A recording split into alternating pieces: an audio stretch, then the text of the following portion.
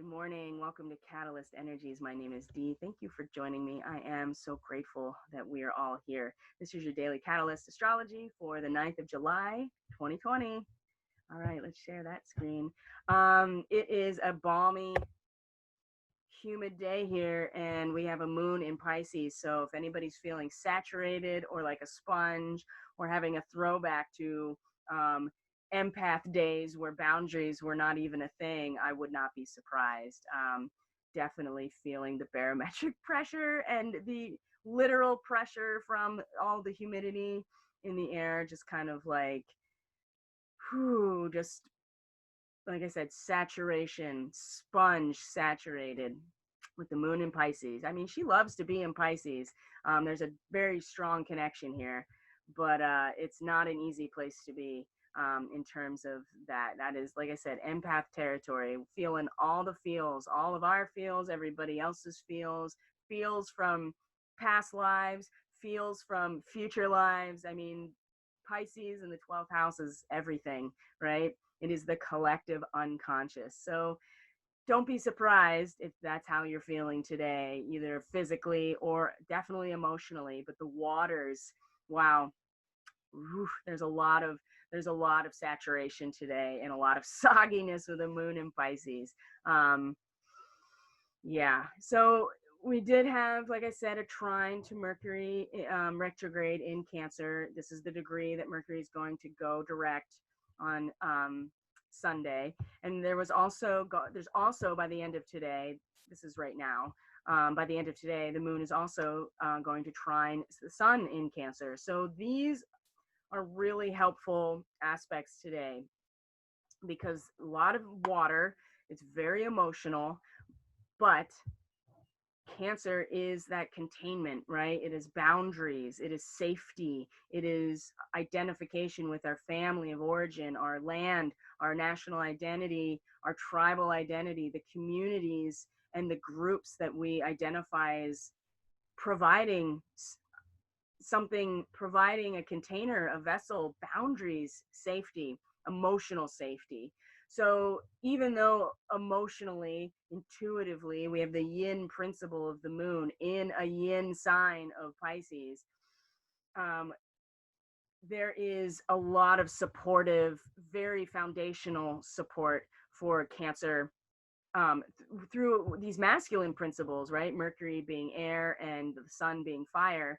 Um, these aspects of our personality, the mind and our full expression of our individual consciousness, the yang principle, this trine, it's beautiful. These two luminaries that represent the aspect of us, the yin and the yang, very much coming together, very much supporting each other without having to really engage it. And it's really about the protection that these aspects, these yang principles, the mind and the passion, really providing a container and providing safety for us emotionally while we diffuse into the collective unconscious, right?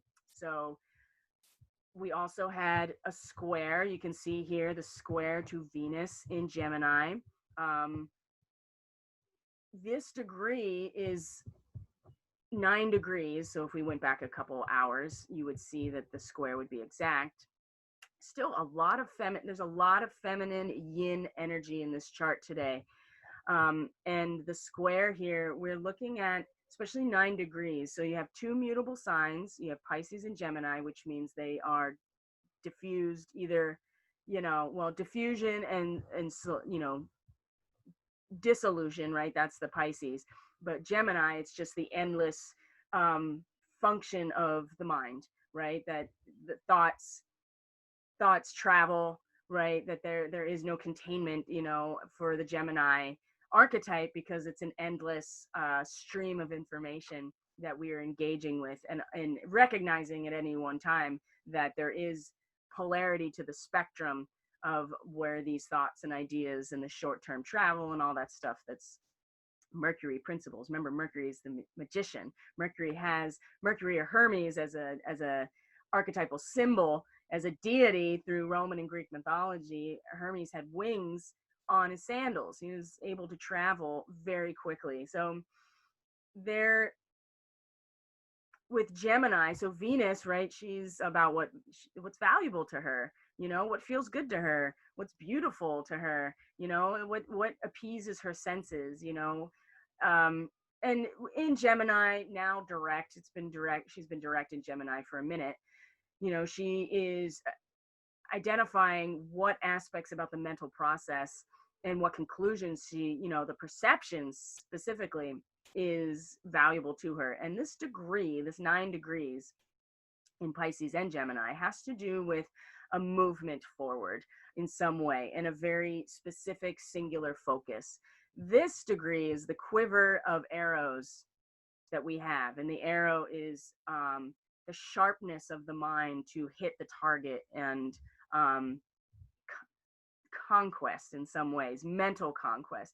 Now, that doesn't mean that we're doing anything but maybe conquest of the individual ego. So it's a very Zen way of looking at it, that we have this quiver filled with arrows, our ability at any moment to take these thought processes, these ideas, our ability to engage mentally and have a very specific focus and be very laser focused, hitting the target right in the bullseye. Now with Pisces, it's way more about the collective experience, the everybody together, but there's still a quickening that is implied in this degree. So the square is really about, and again, a lot of yin energy here with the moon and Venus. What we feel, what feels good. So what does feel good? And how are these things providing challenge and conflict with each other? Because one, with Venus, about what we value in the physical material world, our senses, our relationships, we're valuing this ability to really use the mind to hit the target, right? But the square is coming from emotionally, we are feeling spurred forward to win some sort of race. The symbol is a jockey on their horse, spurring it forward. And remember, a race is not in a vacuum. There's a whole community of people that are engaged in it. And if you really want to get deep about going to horse race, there's money involved too, right? There are resources. And so, but it's really about the collective experience, and the jockey is not doing that just for their own benefit to win the race, although that's part of it. It is about the collective experience and what it does for the collective to win that race. Whereas with Venus, it's really just about what feels good to her and what she values in the material world. And that does have to do with relationships and love relationships, but the moon is really much more about, are we going to take all of our training and energy and then start to quicken our development and this focus for everybody, as opposed to just what feels good and what we value. So that's a very interesting square. And, we just really lean into it. And keep in mind, the moon is transient, it's transitory, right? These are emotions and feelings and, inspirations and, things that we're inspired by that will move on quickly. Now, right after that, which is happening right now, is sextile to Uranus and Taurus, and then a quincunx to Juno in Libra at the same time, in the same degree. Now, when we move into the second decan of Pisces, now we're starting to really get into the realm of personal mastery of this collective unconscious, and the fact that we are starting to walk a path, like a actual spiritual path, and seeking illumination. Now the sextile, still a lot of yin feminine energy. Now Uranus is the ruler of Aquarius, so this is the mind, right? This is fixed air that Uranus represents. But the sextile here, as we're walking this path, this very narrow path, right? Through the eye of the needle, right? And remember, like the Pisces and 12th house is about the Christ consciousness, is about agape, universal love, forgiveness, compassion. It's all of those aspects. And so, but it is a narrow path because there's only, there's a lot of things to be distracted by, and there's and it is very difficult to walk this path because there's a lot of things to distract you. There's a lot of other people's feelings and experiences throughout the collective that we could easily get, like, again, saturated by. And so we have to start, as we move along the Pisces path, it requires us to be in the world but not of it, right? That's also a very Gemini thing as well, but it's from the perspective of the mind. Whereas Pisces, we have to actually live it and feel it and be within our collective and community and emotionally connect to all of it without just dissolving entirely into it. So Taurus, 10 degrees, 11 degrees Taurus is the woman watering the flowers in her garden. It's about the cultivation of the material realm of what is valuable to us, and the energy that we put in. With Uranus, certainly it is not an easy transition at all. It's usually very disruptive, but it is showing us that the path to the awakening collectively is in this cultivation. And so this will be this moment of walking this narrow path will very much be supported by our ability to, really lean into where Uranus is, if we choose to take it. Trines, you don't have to do anything. They're just naturally foundational, but sextiles require some sort of activation or participation. So we're walking this path emotionally today, and we can really get the fullness out of this moment if we are able to step into that stargate, right, that Uranus is, and showing us that the path to the awakening is in the cultivation of what's beautiful and the natural process. That's the other thing. Now, there is a certain amount of ownership around that because you're watering your garden with your flowers. But again, this is about the individual aspect of ownership in terms of what you own, what is the world around you, and how you interact with it. Now, at the same time, another Venus-ruled sign, Libra, where Juno is, asteroid Juno, the goddess of betrayal, because it's about commitment and it's about loyalty to and honoring your commitments, right? Regardless of what other people are doing. So there is this wanting to transmit knowledge, to instruct, right? Libra's cardinal air. We're talking about fairness and balance and justice, but it's also about the instruction of that, the ability to activate that. There's movement involved with cardinal signs. So there's a quincunx to that too. There's an inconjunct. It doesn't fit as we're walking this narrow path of real spiritual mastery. The professor that is trying, to actually connect with their students as people and transmit knowledge,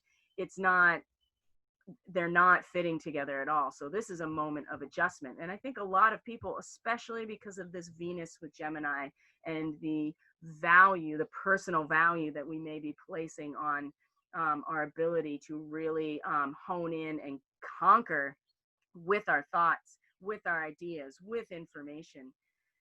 Whew. And that would mean it's trine, right? Well, that was a couple days earlier. It was trine. So at that point, it made sense. But this is not with the moon in Pisces. It's a totally different ball game. Is that we are emotionally having to walk this path and really feel into it, and that doesn't really fit well with trying to instruct people.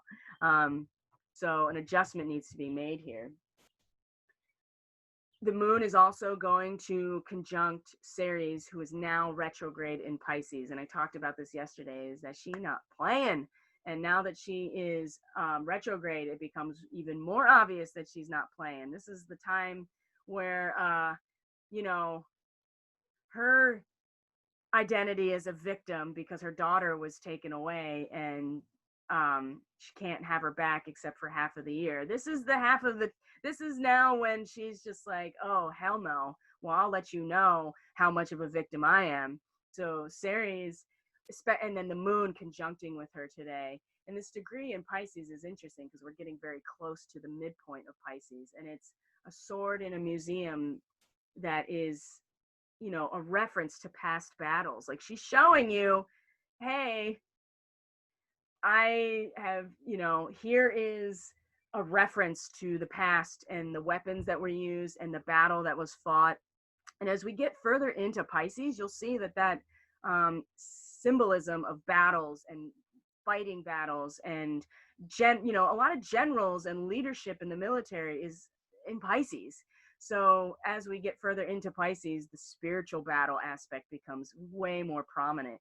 And so with Ceres, the giver of the grain, the goddess of agriculture, and seriously, she's kind of a narcissist in that way, because she's so upset that her daughter, depending on how you look at it, right?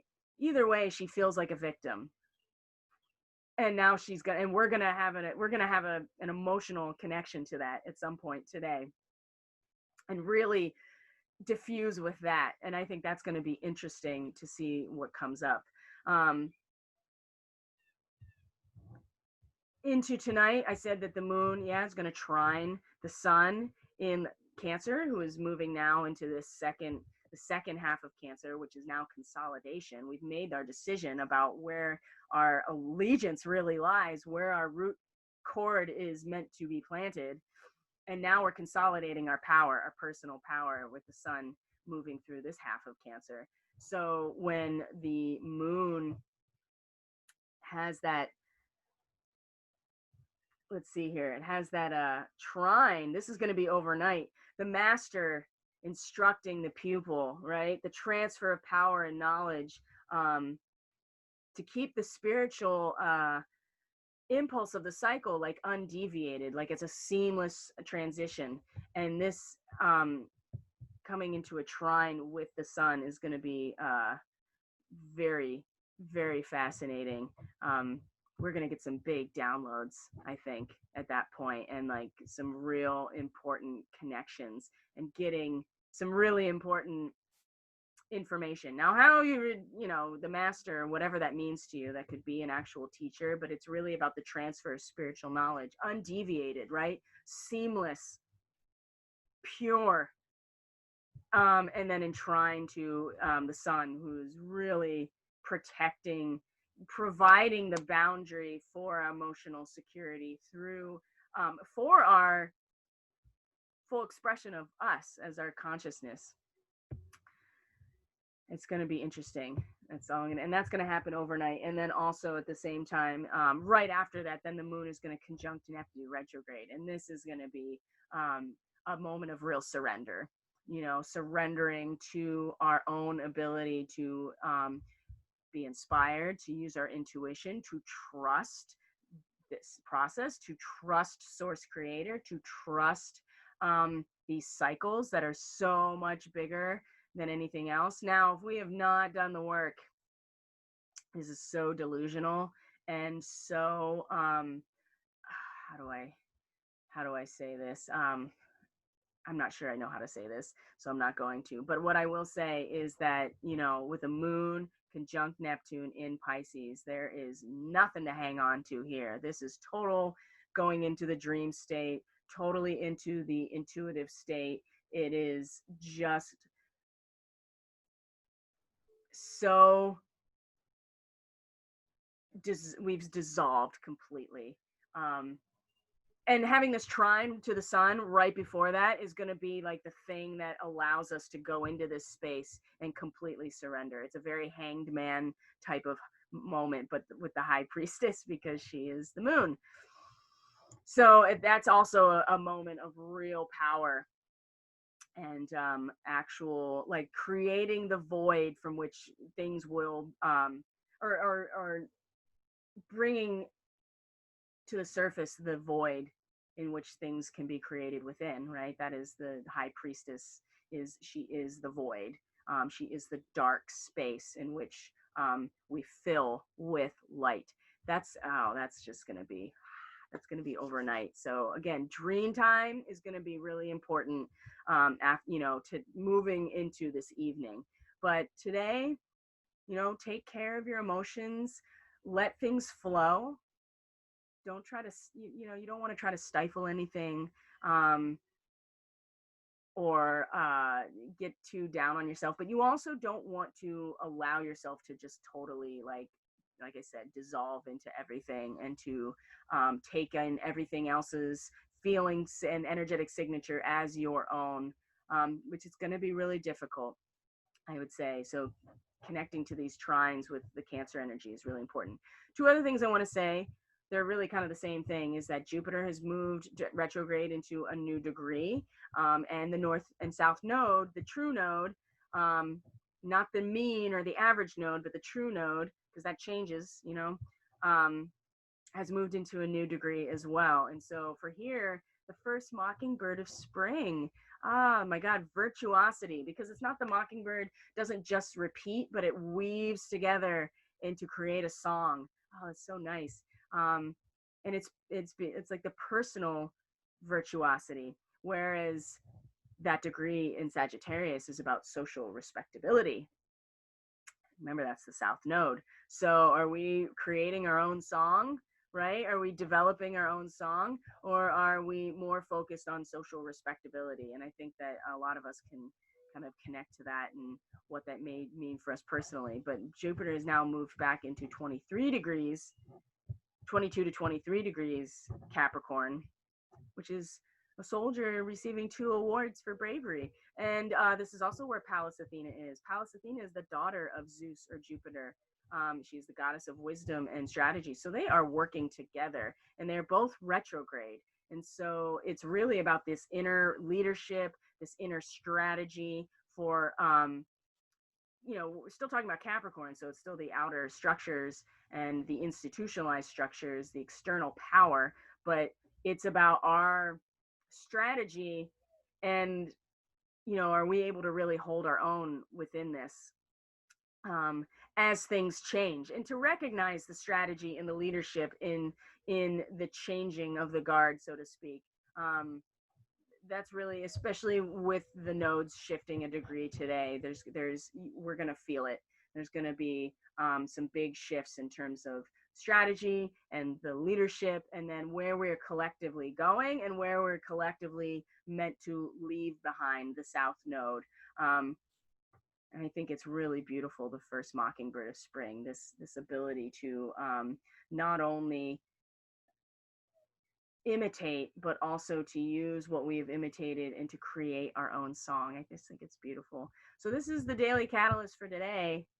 Take care of yourselves. I'll see you tomorrow for the Daily Catalyst, and there'll be a weekly report coming out soon. The third quarter square is going to be this weekend, so we're going to address that. And everything you need is in the description box below. There's a donation link if you feel so called to donate to this work, and reach out if you'd like a reading. And I'll see you tomorrow. Bye.